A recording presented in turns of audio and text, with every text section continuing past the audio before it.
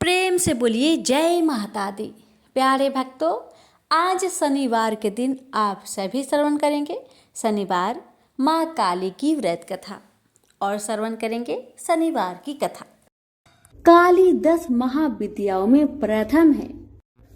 महाभागवत के अनुसार महाकाली ही मुख्य है और उन्हीं के उग्र और सौम्य 2 रूपों में अनेक रूप धारण करने में समर्थ है।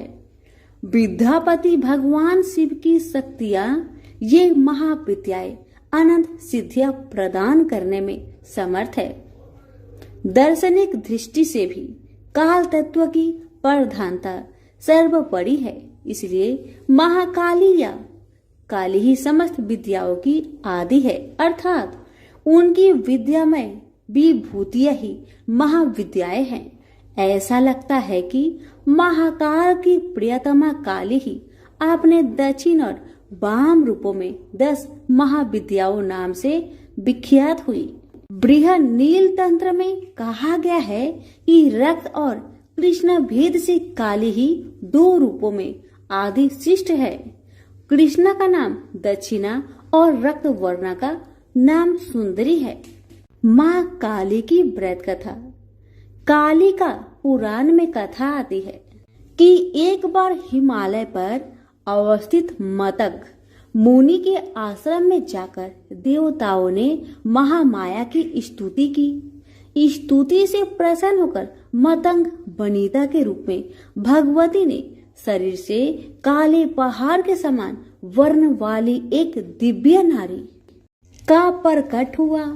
उस महातेजस्वी ने स्वयं ही देवताओं की ओर से उत्तर दिया कि ये लोग मेरा ही सतवन कर रहे हैं। वे काजल के समान कृष्णा थी, इसलिए उनका नाम काली पड़ा। दुर्गा सप्तशती के अनुसार एक बार शुभ निशुभ के अत्याचार से व्यतीत होकर देवताओं ने हिमालय पर जाकर देवी सूक्त से देवी की स्तुति की। तब देह से कौशिकी का प्रकट्य हुआ। कौशिकी के अलग होते ही पार्वती का स्वरूप कृष्ण हो गया, जो काली नाम से विख्यात हुआ। माँ काली को नील रूपा होने के कारण तारा भी कहते हैं। नारद 5 रात्र के अनुसार एक बार काली के मन में आया कि वे पुनः गौरी हो जाए। यह सोचकर वे अंदर ध्यान हो गई। शिव जी ने नारद से उनका पता पूछा। नारद जी ने उनसे सेमरू के उत्तर में देवी के प्रत्यक्ष उपस्थित होने की बात कही। शिव जी की प्रेरणा से नारद जी वहां गए। उन्होंने देवी जी से शिव जी के साथ विवाह का प्रस्ताव रखा। प्रस्ताव सुनकर देवी क्रुद्ध हो गई और उनकी देह से एक षोडशी विग्रह प्रकट हुई और उससे छाया विग्रह त्रिपुर भैरवी का प्रकट हुआ। प्रेम से बोलिए महाकाली मैया की जय। अब जानिए महाकाली की उपासना विधि। काली की उपासना में संप्रदायगत भेद है। प्राय 2 रूपों में इनकी उपासना का प्रचलन है। भाव बंधन मोचन में काली की उपासना सर्वोत्कृष्ट कही जाती है। शक्ति साधना के 2 पीठों में काली की उपासना श्याम पीठ पर करने योग्य है। भक्ति मार्ग में तो किसी भी रूप में उन महामाया की उपासना फल प्रदा है, पर सिद्धि के लिए उनकी उपासना वीर भाव से की जाती है। साधना के द्वारा जब अहंता, ममता और भेद बुद्धि का नाश होकर साधक में पूर्ण शिशु तत्व का उदय हो जाता है, तब काली का विग्रह साधक के समक्ष प्रकट हो जाता है। उस समय भगवती काली माता की छवि अवर्णीय होती है। काजल के पहाड़ के समान दिग्वसना मुक्त कुंतला स्वर पर आरूढ़ मुंडल माला धारिणी भगवती काली का प्रत्यक्ष दर्शन साधक को कृतार्थ कर देता है। तांत्रिक मार्ग में यद्यपि काली माता की उपासना दीक्षा गम्य है, तथापि अनन्य शरणागति के द्वारा उनकी कृपा किसी को भी प्राप्त हो सकती है। मूर्ति मंत्र अथवा गुरु द्वारा उपदिष्ट किसी भी आधार पर भक्ति भाव से मंत्र जाप, पूजा होम और पुरस्चरण करने से भगवती काली प्रसन्न हो जाती है। उनकी प्रसन्नता से साधक को सहज ही संपूर्ण अभिष्टों की प्राप्ति हो जाती है। प्रेम से बोलिए महाकाली मैया की जय हो। माता रानी की कृपा सभी भक्तों पर सदा बनी रहे। हिंदू धर्म में माँ काली का प्रमुख स्थान है। काली का अर्थ है समय और काल। ऐसा माना जाता है कि उनकी उत्पत्ति समय और काल पापियों के नाश के लिए हुई थी। समय और काल से कोई भी नहीं बच सकता, यह सभी को निगल जाता है। माता पार्वती ने यह भयानक रूप पापियों के विनाश के लिए धारण किया था। माँ काली पापियों के लिए विनाश है और अपने भक्तों के लिए प्रेम से भरी हुई है। जो भी प्राणी सच्चे मन से माँ की भक्ति करता है, माँ उसे मनोवांछित फल देती है। माँ काली की कथा। एक समय दारुक नाम के पापी असुर ने ब्रह्मा जी को परेशान करने लगा। वह उन पर अत्याचार करने लगा। धार्मिक अनुष्ठान यज्ञ बंद करवा दिए गए और स्वर्गलोक को चला गया। सभी देवता विचलित होकर ब्रह्मा जी और विष्णु जी के पास सहायता मांगने के लिए चले। ब्रह्मा जी ने बताया कि दारुक का नाश सिर्फ स्त्री के हाथों से हो सकता है। सभी बड़े देवता भी उससे युद्ध में हार चुके थे। अंत में यह निश्चय किया गया कि दारुक का वध भगवान शिव की पत्नी माता पार्वती करेगी। भगवान शिव ने अपना तीसरा नेत्र खोलकर भयानक और प्रचंड महाकाली को जन्म दिया। उनका शरीर काले रंग का था और माँ काली के माथे पर तीसरा नेत्र और चंद्र रेखा भी, उनके हाथों में त्रिशूल और कई प्रकार के अस्त्र शस्त्र थे। महाकाली के प्रचंड रूप को देखकर सभी देवता थर थर कांपने लगे और वहां से भागने लगे। युद्ध में दारुक महाकाली से पराजित हुआ और इस तरह उस दुष्ट का अंत हुआ।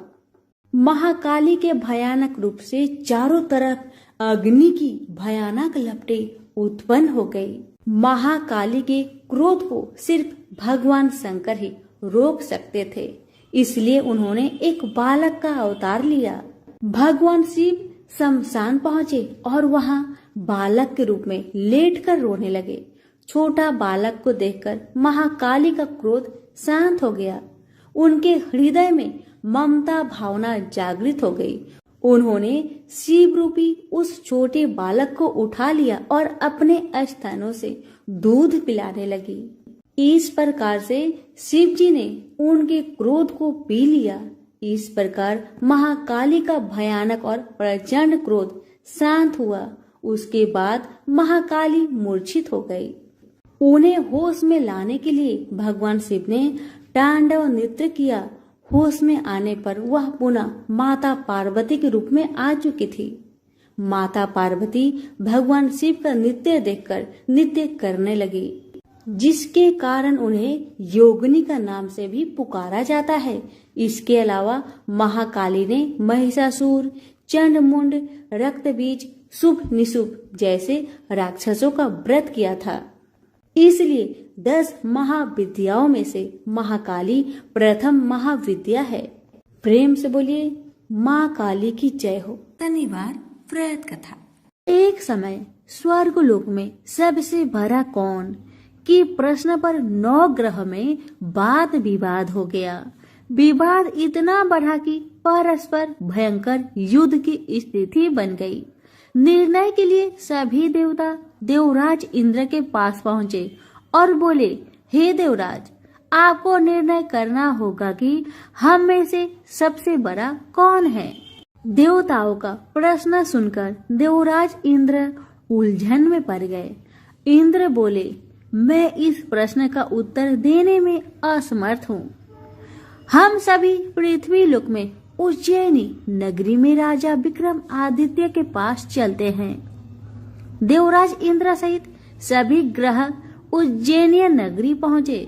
महल में पहुंचकर जब देवताओं ने उनसे अपना प्रश्न पूछा तो राजा विक्रमादित्य भी कुछ देर के लिए परेशान हो उठे, क्योंकि सभी देवता अपनी अपनी शक्तियों के कारण महान थे। किसी को भी छोटा या बड़ा कह देने से उनके क्रोध के प्रकोप से भयंकर हानि पहुंच सकती थी। अचानक राजा विक्रमादित्य को एक उपाय सूझा और उन्होंने विभिन्न धातुओं स्वर्ण, रजत, कांसा, तांबा, सीसा, रांगा, जस्ता, अभ्रक व लोहे के 9 आसन बनवाए।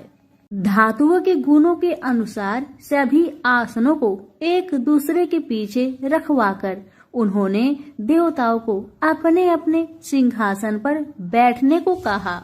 देवताओं के बैठने के बाद राजा विक्रमादित्य ने कहा, आपका निर्णय तो स्वयं हो गया।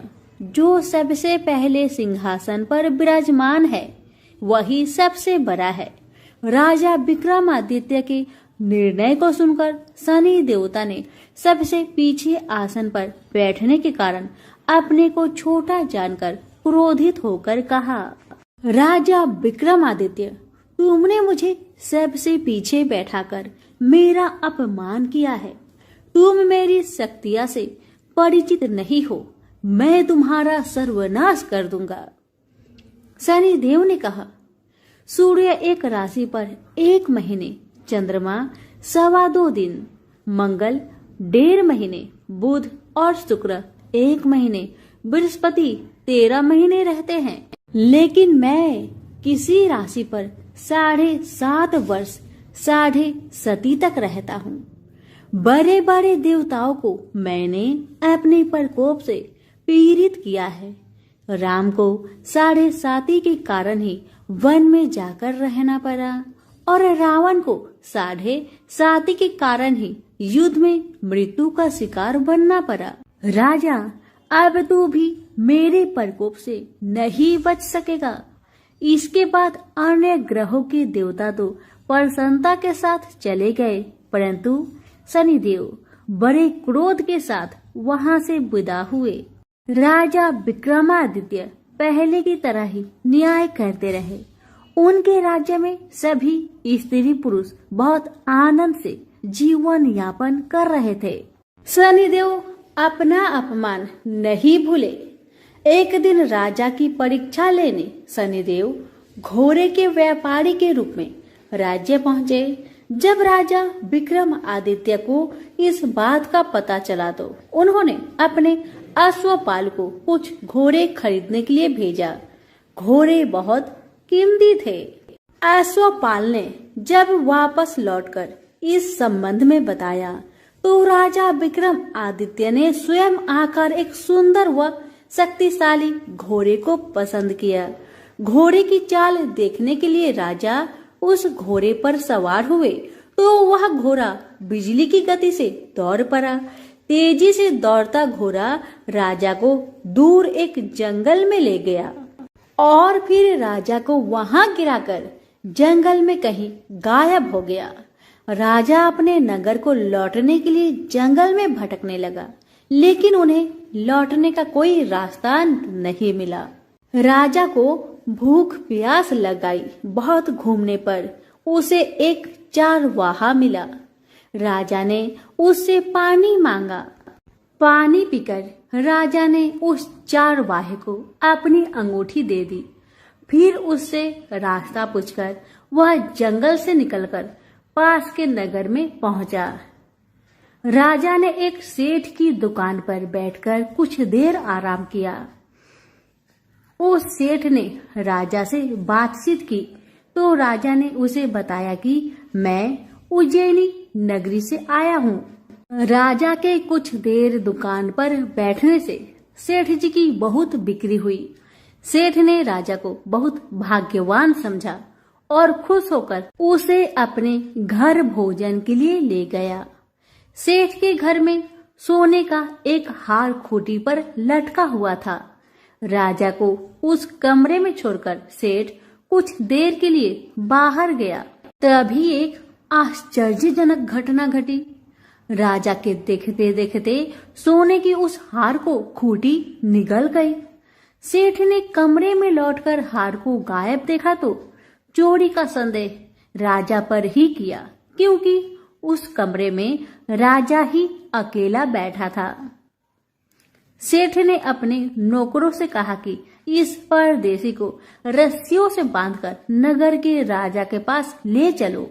राजा ने विक्रमादित्य से हार के बारे में पूछा तो उसने बताया कि उसके देखते ही देखते खूंटी ने हार को निगल लिया था। इस पर राजा ने क्रोधित होकर चोरी करने के अपराध में विक्रमादित्य के हाथ पांव काटने का आदेश दे दिया। राजा विक्रमादित्य के हाथ पांव काटकर उसे नगर की सड़क पर छोड़ दिया गया। कुछ दिन बाद एक तेली उसे उठाकर अपने घर ले गया और उसे अपने कोल्हू पर बैठा दिया। राजा आवाज देकर बैलों को हाँकता रहता। इस तरह तेली का बैल चलता रहा और राजा को भोजन मिलता रहा। शनि के प्रकोप की 7.5 पूरी होने पर वर्षा ऋतु प्रारंभ हुई। राजा विक्रमादित्य एक रात मेघ मल्हार गा रहा था कि तभी नगर के राजा की लड़की राजकुमारी मोहिनी रथ पर सवार उस तेली के घर के पास से गुजरी। उसने मेघ मल्हार सुना तो उसे बहुत अच्छा लगा और दासी को भेजकर गाने वाले को बुला लाने को कहा। दासी ने लौटकर राजकुमारी को अपंग राजा के बारे में सब कुछ बता दिया। राजकुमारी उसके मेघ मल्हार से बहुत मोहित हुई, अतः उसने सब कुछ जानकर भी अपंग राजा से विवाह करने का निश्चय कर लिया। राजकुमारी ने अपने माता पिता से जब यह बात कही तो वह हैरान रह गए। रानी ने मोहिनी को समझाया, बेटी तेरे भाग्य में तो किसी राजा की रानी होना लिखा है, फिर तू उस अपंग से विवाह करके अपने पांव पर कुल्हाड़ी क्यों मार रही हो। राजकुमारी ने अपनी जिद नहीं छोड़ी। अपनी जिद पूरी कराने के लिए उसने भोजन करना छोड़ दिया और प्राण त्याग देने का निश्चय कर लिया। आखिर राजा रानी को विवश होकर अपंग विक्रमादित्य से राजकुमारी का विवाह करना पड़ा। विवाह के बाद राजा विक्रमादित्य और राजकुमारी तेली के घर में रहने लगे। उसी रात स्वप्न में शनि देव ने राजा से कहा, राजा तुमने मेरा प्रकोप देख लिया, मैंने तुम्हें अपने अपमान का दंड दिया है। राजा ने शनि देव से क्षमा करने को कहा और प्रार्थना की, हे शनिदेव आपने जितना दुख मुझे दिया है अन्य किसी को न देना। शनिदेव ने कुछ सोचकर कहा, राजा मैं तुम्हारी प्रार्थना स्वीकार करता हूँ। जो कोई स्त्री पुरुष मेरी पूजा करेगा शनिवार को व्रत करके मेरी व्रत कथा सुनेगा, उस पर मेरी अनुकंपा बनी रहेगी। प्रातःकाल राजा विक्रमादित्य की नींद खुली तो अपने हाथ पांव देखकर राजा को बहुत खुशी हुई। उसने मन ही मन शनिदेव को प्रणाम किया। राजकुमारी भी राजा के हाथ पांव सही सलामत देखकर आश्चर्य में डूब गई। तब राजा विक्रमादित्य ने अपना परिचय देते हुए शनिदेव के प्रकोप की सारी कहानी सुनाई। सेठ को जब इस बात का पता चला तो दौड़ता हुआ तेली के घर पहुंचा और राजा के चरणों में गिरकर क्षमा मांगने लगा। राजा ने उसे क्षमा कर दिया, क्योंकि यह सब तो शनिदेव का प्रकोप के कारण ही हुआ था। सेठ राजा को अपने घर ले गया और उसे भोजन कराया। भोजन करते समय वहां एक आश्चर्यजनक घटना घटी। सबके देखते देखते उस खूंटी ने हार उगल दिया। सेठ जी ने अपनी बेटी का विवाह भी राजा के साथ कर दिया और बहुत से स्वर्ण आभूषण धन आदि देकर राजा को विदा किया। राजा विक्रमादित्य राजकुमारी मोहिनी और सेठ की बेटी के साथ उज्जैनी पहुंचे तो नगर वासियों ने हर्ष से उनका स्वागत किया। अगले दिन राजा विक्रमादित्य ने पूरे राज्य में घोषणा कराई कि शनिदेव सब देवों में सर्वश्रेष्ठ है। प्रत्येक स्त्री पुरुष शनिवार को उनका व्रत करे और व्रत कथा अवश्य सुने। राजा विक्रमादित्य की घोषणा से शनिदेव बहुत प्रसन्न हुए। शनिवार का व्रत करने और व्रत कथा सुनने के कारण सभी लोग की मनोकामनाएं शनिदेव की अनुकंपा से पूरी होने लगी। सभी लोग आनंद पूर्वक रहने लगे। तो प्रेम से बोलिए शनि भगवान की जय हो।